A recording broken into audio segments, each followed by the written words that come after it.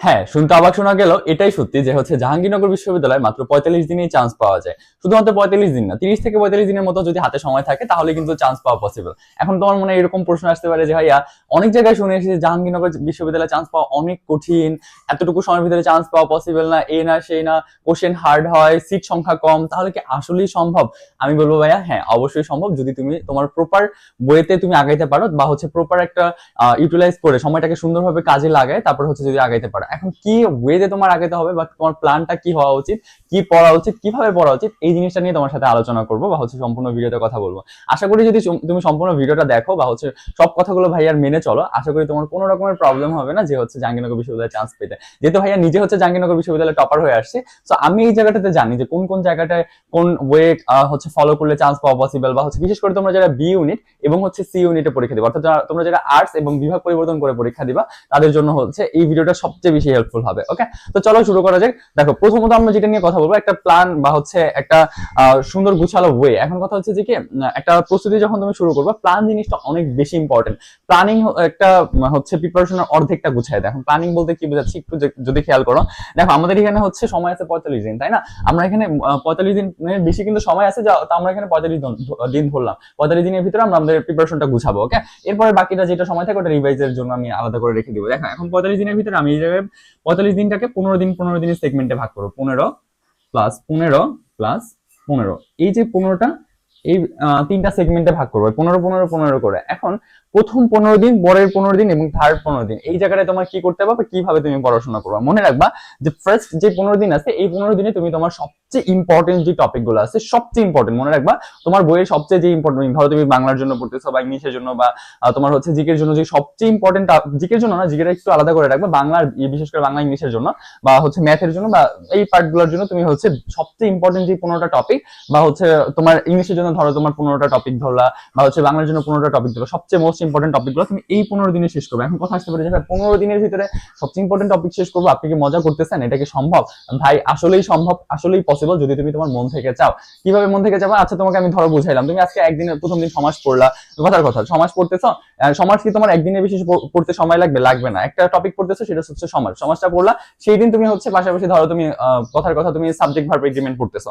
এখন এই দুইটা টপিক তুমি একদিনে শেষ করতে পারবে না? অবশ্যই পসিবল, তুমি জাস্ট চাইলেই পসিবল, তুমি প্র্যাকটিস সহ অনেক সুন্দরভাবে কিন্তু তুমি ক্লিয়ার করতে পারবা। তো এই যে ইম্পর্টেন্ট টপিকগুলো আছে, এগুলো যদি তুমি প্রথম ১৫ দিনে শেষ করতে পারো, এরপরে তোমার কাজ হবে কি, প্রথম ১৫ দিন তুমি তোমার সবচেয়ে ইম্পর্টেন্ট টপিকগুলো শেষ করলা, দেন পরের ১৫ দিন তুমি তোমার যে একটু কম ইম্পর্টেন্ট যে টপিকগুলো আছে, যেগুলো থেকে জাহাঙ্গীরনগর ইউনিভার্সিটি একটু কম চার্জ করে বা কম প্রশ্ন হয়, এই জায়গাগুলো একটু দেখবা। মানে তোমার একদম সব কিন্তু বাদ দিতে বলতেছি বা সব বাদ দিয়ে পড়াশোনা করবা, বা এই জাস্ট মোস্ট ইম্পর্টেন্ট টপিক করবা। সব অনেক জায়গায় তুমি শুনবা যে খালি ইম্পর্টেন্ট টপিকগুলো পড়ে যাবা, এটা, তাহলে কিন্তু তোমার চান্স হবে না। জাহাঙ্গীরনগর বিশ্ববিদ্যালয় কিন্তু একটু ডিপ থেকে কোশ্চেন করে, যেহেতু তোমাকে ডিপ থেকে কোশ্চেন করে, তোমার যে লেস ইম্পর্টেন্ট পার্ট আমরা যেটাকে বলি সাধারণত, এই পার্টটাকে তোমার পড়তে হবে, কারণ এই জায়গাটা থেকে জাহাঙ্গীরনগর বিশ্ববিদ্যালয় কোশ্চেন করে থাকে। তো তোমার এই ১৫ দিনের মানে পরবর্তী ১৫ দিনের কাজ হবে, তুমি তোমার লেস ইম্পর্টেন্ট পার্টটাকে একটু সুন্দর করে পড়াশোনা করবা, বা তুমি সুন্দর করে শেষ করবা। ওকে, দেন এই তোমার এখানে মোটামুটি ভাবে ১ মাস শেষ হয়ে গেল। ১ মাসের ভিতরে ১ মাস শেষ হয়ে যাওয়ার পরে তুমি একটা দিন সময় রাখবা, এখানে একটা এক্সট্রা দিন রাখবা, যে এক্সট্রা দিনে একটা দিনে তুমি আগে যা যা পড়েছো এটাকে একটু রিভাইজ করবা। আরেকটা জিনিস অবশ্যই মাথায় রাখবা যে এই ১৫ দিন শেষ হওয়ার পর এখানে একদিন, এখানে একদিন, এই দুই দিন সময়ের ভিতরে এখানে একদিন, এখানে একদিন, মোট এই যে ৩ দিন তোমাকে আমি বললাম, আর একটা দিন সম্পূর্ণটা, এই ৩ দিন তুমি রিভাইজের জন্য রাখবা। এখন কথা হচ্ছে যে এখানে তুমি কি রিভিশন দিবা, এই যে ১৫ দিন যা যা পড়ে আসছো না, এটাকে একটু রিভিশন দিলা। রিভিশন বলতে একটু দেখলা যে তুমি এই ১৫ দিনে যা যা শেষ করেছো এটা তোমার মোটামুটি ভাবে আয়ত্ত হয়েছে কিনা, তারপর এই ১৫ দিনে যা যা পড়েছো এটা মোটামুটি ভাবে আয়ত্ত হয়েছে কিনা। ভাই, প্ল্যানিং যদি তোমার ঠিকভাবে না থাকে বা তোমার যদি ঠিক না থাকে, তাহলে তুমি এই ৪৫ দিন তোমার সময় চোখের পলকে চলে যাবে। বাট যদি তোমার ঠিকভাবে প্ল্যানিং থাকে, তাহলে তুমি অনেক সুন্দরভাবে আগাতে পারবা। ওকে, সো এই যে টপিক সিলেকশন, টপিক কিভাবে সিলেক্ট করবা, কি কি করতে হবে, এটা যদি তোমার জানা না থাকে, তাহলে ভাইয়ের কাছে তুমি আস্ক করতে পারো, বা তুমি আমাদের যে কোর্সটা আছে, এই যে লাস্ট এই একদিন হলো শুরু হয়েছে, এই কোর্সটাতে তুমি ভর্তি হলে তোমার কোন টপিক পড়তে হবে, কিভাবে পড়তে হবে, সবকিছু কিন্তু ভাইয়া দেখাই দিব। যাই হোক, কোর্স নিয়ে এখন কথা বলার নেই, আমি যেটা নিয়ে কথা বলতেছি এটা নিয়ে একটু বলে। তো লাস্ট যে ১৫ দিন থাকে আমার, কথার কথা যে লাস্ট ১৫ দিন, কথার কথা না, মিনিং যে লাস্ট ১৫ দিন আমার করার কি আছে বা কি করবো, আমি কিভাবে পড়বো। লাস্ট ১৫ দিন মনে রাখবা, তুমি এতদিন পর্যন্ত যে পড়াগুলো পড়েছো, এর বাইরেও যে টপিক গুলো তোমার রয়ে গেছে, ধরো তোমার রিসেন্ট জিকে পড়া লাগবে, এইটা পড়া লাগবে, সেটা দেখলা যে কিছু কিছু জিনিস তোমার বাদ রয়ে গেছে। এই যে বাদ রয়ে যাওয়া জিনিসগুলো, তারপর রিভিশন, এইগুলো সব মিলায় তুমি এই লাস্ট ১৫ দিন কাজে লাগাবা। এই ১৫ দিনের ভিতরে তোমার সম্পূর্ণ জিনিসগুলো যা যা কমপ্লিট করে আসছো আর যা কমপ্লিট করা বাকি আছে ছোট ছোট এই টু পার্ট ওই টু পার্ট এরকম বাকি থাকে না, এগুলো শেষ করবা। আরেকটা জিনিস সেটা হচ্ছে যে মেমোরাইজিং পার্ট তো ভাই 15 দিনের ভিতরে শেষ করা পসিবল না, তাহলে আমি কি করবো? মেমোরাইজিং পার্টটা বা হচ্ছে বিরোচন পার্টটা নিয়ে আমি তোমাকে যদি বলি, মনে রাখবা এটা একদম কন্টিনিউয়াসলি তুমি পড়ে যাবে, একদম কন্টিনিউয়াসলি তুমি 45 দিন পর্যন্ত পড়ে যাবে। ধরো এক একদিন তুমি 20টা করে পড়তেছো, ধরো একদিন 20টা করে গ্রুপ ভার্ব, তারপর ইডিয়াম এন্ড ফ্রেজ, বা হচ্ছে তুমি প্রিপোজিশন, বা হচ্ছে তোমার সমর্থক শব্দ, বিপরীতার্থক শব্দ, বা তোমার বাগধারা, এগুলো প্রতিদিন কিন্তু তোমার অবভিয়াসলি কন্টিনিউ করা লাগবে। আর সেটা কি করবা, তোমার প্রতিদিন একদম 45 দিন পর্যন্ত তোমার কন্টিনিউ করা লাগবে। এন্ড তোমার হাতে কিন্তু তাও 1 সপ্তাহের মতো সময় পাবে পরীক্ষার আগে, যে সময়টা তুমি রিভিশন করতে পারবে আরো বেশি করে, ঠিক আছে? ওই সময়টা তুমি ভোকাবুলারি রিভিশন করো বা বিরোচন পার্ট রিভিশন করো, এর আগে তোমার রিভিশন করার কোনো প্রয়োজন নেই। তুমি 45 দিন এক নাগারে কন্টিনিউ করে যাও, ওকে? অর্থাৎ এখানে কি বললাম, মেমোরাইজিং পার্টটা তুমি এক নাগারে 45 দিন পর্যন্ত কন্টিনিউ করে যাবে। এবার আসো যে ভাই আমি কোন বই পড়বো এই সময়টা ভিতরে, তো এতগুলা বই, এই বই আমি কেমনে শেষ করবো, ওই বই আমি কেমনে শেষ করবো, এটা তো বুঝতেছি না ভাই, আমি কি করবো তাইলে? ওকে, আমি তোমাকে আজকে যে বুক লিস্ট বলবো বা হচ্ছে বই নিয়ে কথা বলবো, এই কথাগুলো অবশ্যই মেনে চলার ট্রাই করবা। আর কোনো রকমের শীট ফলো করা যাবে না, মনে রাখবা, কোনো রকমের শীট ফলো করা যাবে না। কোচিং এর শীট বা এই শীট ওই শীট এগুলো ফলো করা যাবে না। বড় যে তুমি ওখান থেকে প্র্যাকটিস করতে পারো, বাট ওখান থেকে কোনো কিছু ফলো করা যাবে না। তোমার কাছে যে বেসিক বইটা আছে ওটা তুমি ফলো করবে। এখন কথা হচ্ছে যে ভাইয়া আমি হচ্ছে ইংলিশের জন্য কথা আমি মাস্টার পড়ে আসছি, অথবা আমি অ্যাপেক্স পড়ে আসছি, এখন কি আমি বই চেঞ্জ করবো? আমার কি বইগুলো শেষ করা পসিবল? আমি কি করব? আমরা কি হচ্ছে মাস্টারও পড়বো, অ্যাপেক্সও পড়বো, আমি করবো কি? আচ্ছা, আমি তোমাকে বলবো, তোমার কাছে ইংলিশের জন্য যেই বইটা আছে তুমি ওই বইটাই পড়ো, তোমার এক্সট্রা করে আরেকটা বই এখন কেনার প্রয়োজন নাই। যদি তুমি মাস্টার থেকে মাস্টার পড়ো, অ্যাপেক্স থাকলে অ্যাপেক্স পড়ো, বাট এই দুইটা বই ভালো, এই দুইটা বই যে কোনো একটা বই পড়তে পারলে তোমার জন্য এটা বেটার হয়। বাট মাস্টার বইটা সবচেয়ে বেশি বেস্ট, এটা আমি বলতেছি। এখন বলছি দেখে তুমি বই চেঞ্জ করে ফেললা এরকম যেন না হয়, হ্যাঁ? সো যেটা পড়তেছো ওইটাই কন্টিনিউ করো, ওইটার বাইরে আরেকটা ধরতে যাও না। মনে রাখবা, একটা বই বারবার করে শেষ করতে হবে, একটা বই বারবার করে শেষ করতে হবে। আমি এটা অনেক ভিডিওতে বলেছি, আজকে আবার বলতেছি, একটা বই বারবার করে শেষ করবা, বারবার করে, মানে কয়েকটা বই একবার করে না, ওকে? তো এই জিনিসটা তুমি মাথায় রাখো, ওকে ফাইন। এবার আসে হচ্ছে তুমি ধরো ইংলিশের জন্য এটা বললে, এখন বাংলার জন্য আমি কি করবো? হ্যাঁ, ধরো তুমি হচ্ছে বাংলার জন্য এতদিন পর্যন্ত জয়কলি পড়ে আসছো, বা তুমি হচ্ছে এতদিন পর্যন্ত অভিযাত্রী পড়ে আসছো, বা তুমি হচ্ছে এতদিন পর্যন্ত ধরো অন্য কোনো আরো যে কোনো বই পড়ে আসছো, তাহলে কি এই মুহূর্তে চেঞ্জ করার প্রয়োজন আছে? তুমি তোমার বইটার সাথে কম্পারিজনে নিবা। ধরো আমি সাধারণত অভিযাত্রী বইটা ফলো করতে বলি বা হচ্ছে পড়তে বলি স্টুডেন্টদের, কারণ হচ্ছে অভিযাত্রী বইটা আমি নিজে পড়ে আসছি, নিজে ফলো করে আসছি, এই জন্য তোমাদেরকে এটা বলি। সো এই বইটাকে আমি চেঞ্জ করবো না? তোমার যদি মানে অভিযাত্রী পড়ে থাকো, অভিযাত্রী পড়বা, এখন থেকে অভিযাত্রীটাই কন্টিনিউ করো। পাশাপাশি তুমি যদি এটিএম পড়ে থাকো বিরোচন পার্টের জন্য, এটিএমই পড়বা। বা হচ্ছে তোমার যদি হয় এরকম হচ্ছে যে বাংলার জন্য তুমি অন্য কোনো বই পড়তেছো, এটা পড়তে পারো, সমস্যা নেই। বাট কথা হচ্ছে কোম্পানির জন্য নিবা, যদি দেখতে পাও যে হচ্ছে তোমার কাছে মনে হইতেছে অভিযাত্রী বইটা ভালো লাগতেছে, তাহলে তুমি এটা পড়তে পারো। আদারওয়াইজ তুমি যেটা কন্টিনিউ করতেছো ওইটা কন্টিনিউ করবে, বই চেঞ্জ করার প্রয়োজন নাই। আমি তোমাকে অনেকগুলো বইয়ের নাম বলবো না, যে কটা বই বলবো কোর কয়েকটা বই, এগুলোই তোমার পড়তে হবে, ওকে? তারপরে অবশ্যই তুমি বাংলা গেল, ইংলিশ গেল, এরপরে হচ্ছে ভাইয়া জিকে এর জন্য কি করবো?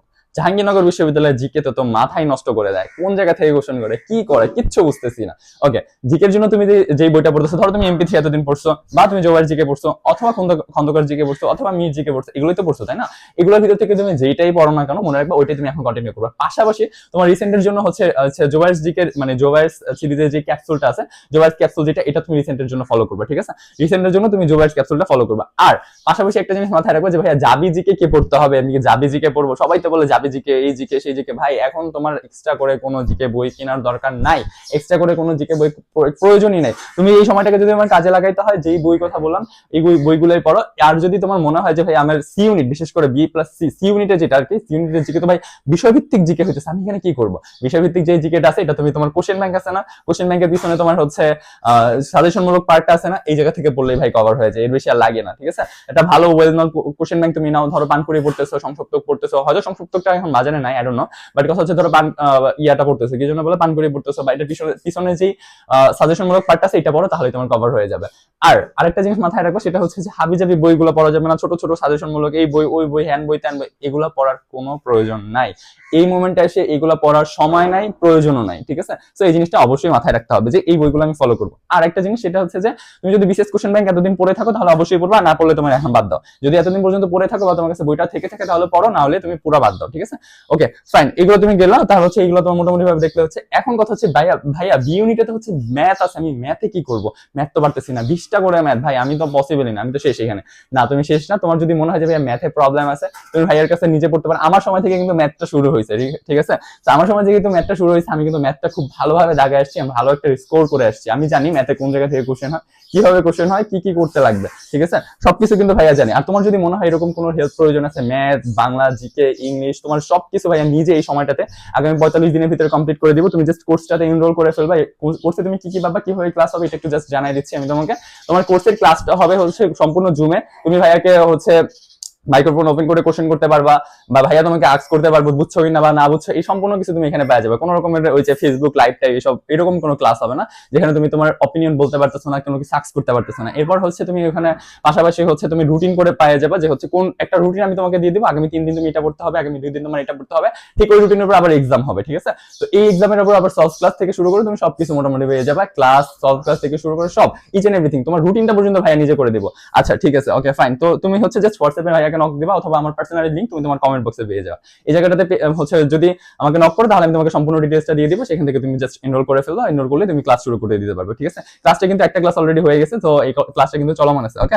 তো এখন কথা হচ্ছে আর একটা জিনিস, সেটা হচ্ছে ক্লাসগুলো কিন্তু রেকর্ডেড থাকবে। সো এগুলো নিয়ে তোমার প্যারা খাইতে হবে না যে ক্লাস শেষ হয়ে গেল, একটা আমি এটা পাবো কোথায়? ক্লাসগুলো রেকর্ডেড থাকবে, একটা সিক্রেট গ্রুপের ভিতরে এটা আপলোড করা থাকবে, ওখান থেকে তুমি দেখে নিতে পারবে, ওকে? সো এখন কথা হচ্ছে ভাইয়া গাইডলাইনটা কি করবো। আচ্ছা আমি তোমাকে এটা একটা জিনিস বলি, তোমার আশেপাশে যদি কোনো বড় ভাইয়া বা আপু থাকে যারা জাহাঙ্গীরনগর ইউনিভার্সিটিতে তুমি যে ইউনিটে পরীক্ষা দিতে যাচ্ছ ওই ইউনিটে ভালো একটা রেজাল্ট করে আসছে, টপার হয়ে আসছে, শুধুমাত্র তাদের কাছ থেকে গাইডলাইন নাও। আমি তোমাকে বলবো যে ধরো এই কোন রকম বুঝে শুনে চান্স পেয়ে আসছে এরকম কারোর কাছ থেকে গাইডলাইন তুমি নিও না, তাহলে একটা বড় সড়ো লেভেলে ধোকা খেয়ে যাবা, ঠিক আছে? কেন বলতেছি এটা তুমি বড় সড়ো লেভেলে ধোকা খাবা? কারণ তুমি যদি হচ্ছে ধরো একটা মানুষ যার কাছ থেকে তুমি গাইডলাইন নিতেছো সে জানেই না কোন জায়গা থেকে জাহাঙ্গীরনগর ইউনিভার্সিটি কোশ্চেনটা করতেছে বা কিভাবে কোশ্চেনটা করতেছে, তাহলে তোমাকে সে গাইডলাইন কি দিবে? জাস্ট এটা আমাকে বুঝাও, সে গাইডলাইন কি দিবে? সে জীবনে টপারের ধারে কাছেও জানে, সে তোমাকে কিভাবে গাইডলাইন দিবে, তাই না? সো এটার জন্য অবশ্যই অবশ্যই তোমার এমন কারোর কাছ থেকে নিতে হবে। তুমি আমার কাছ থেকে নিতে হবে ভাই, আমি এটা তোমাকে কখনোই বলি নাই, বাট তোমার এমন কারোর কাছ থেকে নিতে হবে যে তোমাকে একটা প্রপার গাইডলাইন দিতে হবে। যদি তোমার কাছে এরকম কেউ না থাকে সন্ধানে, তাহলে তুমি অবশ্যই ভাইয়াকে এই যে হোয়াটসঅ্যাপ নাম্বার আছে এখানে নক করতে পারো। নক করলে আমি তোমাকে অবশ্যই যে কোনো রকমের কোশ্চেনের অ্যান্সার ইনশাআল্লাহ ভাইয়া করে দেবো, অথবা তুমি কমেন্ট আস্ক করতে পারো, আমি ভাইয়া তোমাকে ইনশাআল্লাহ অ্যান্সার করে দেবো, ওকে?